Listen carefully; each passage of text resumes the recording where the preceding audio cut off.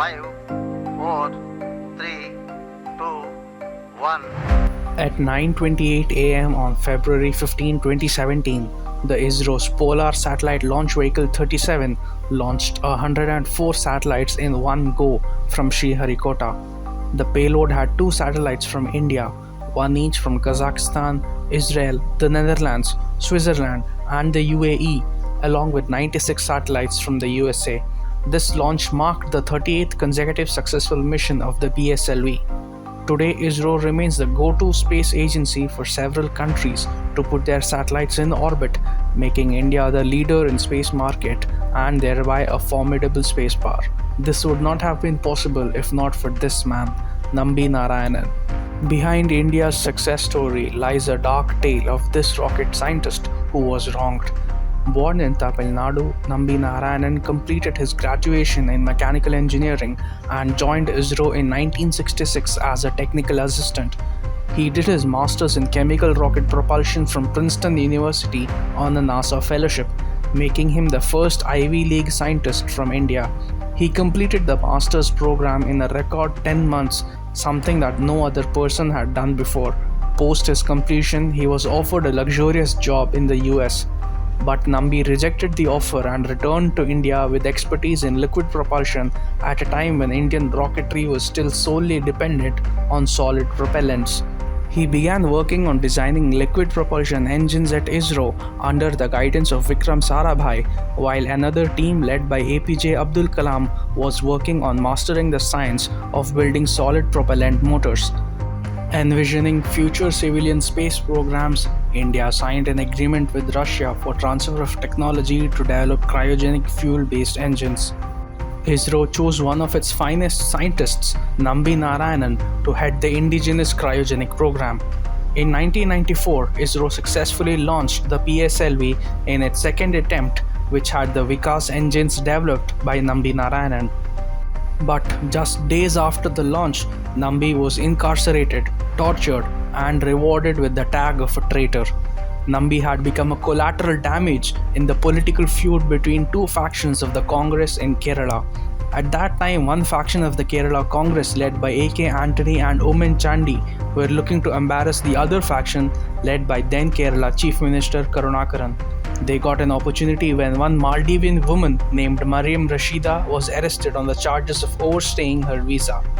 However, Mariam Rashida was reportedly arrested on false espionage charges after she had rejected the police inspector's offer to indulge in sexual activities. But Rashida's arrest and the arrest of another Maldivian woman named Fauzia Hassan provided the much-needed fodder for A.K. Antony and Oommen Chandy to target Chief Minister Karunakaran. The police had found the phone number of D. Shashikumaran, Nambi's colleague at ISRO, in Rashida's diary. Rashida had Shashikumaran's number as his wife was a doctor and had gone to see her. However, the politically charged Kerala police implicated Shashikumaran, K. Chandrasekharan, and Nambi Narayanan, accusing them of being honey-trapped by Maldivian women and leaking confidential flight test information to Pakistan. In order to strengthen the claims, R.B. Srikumar, an officer close to Congress ecosystem, was posted as the Deputy Director of the Intelligence Bureau. Nambi Narayanan was charged with Official Secrets Act and was alleged to be a member of aspiring. Under IB custody, Nambi Narayanan was forced to confess to the crime. When he refused, Nambi was subjected to horrendous mental and physical torture by the then Kerala Police and Intelligence Bureau officers. He was handcuffed, beaten, and tortured for hours until he collapsed and was taken to the hospital. Following this, the case was transferred to the CBI, which after 18 months of investigation submitted a closure report in 1996 stating that the espionage case was fabricated. Nambi eventually got bail after 50 days of being under custody. The Supreme Court in 1996 had upheld the findings of the CBI and had asked the Kerala government to pay Rs 1 lakh in compensation to Narayanan and others. And Nambi Narayanan spent the rest of his career doing a desk job at ISRO's Bengaluru facility. But the case did not end there. The then CPIM government led by E.K. Nayanar tried to reopen the case for political reasons to show the previous government in a bad light. The government ordered more investigations but was struck down by the Supreme Court in May 1998.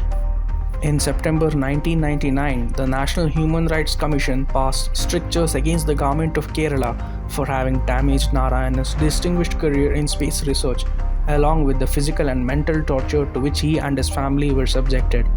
The Supreme Court in 2018 ruled that Narayanan was not guilty of any of the espionage charges as accused by the Kerala police, and the bench said the case was unnecessary and that he was implicated.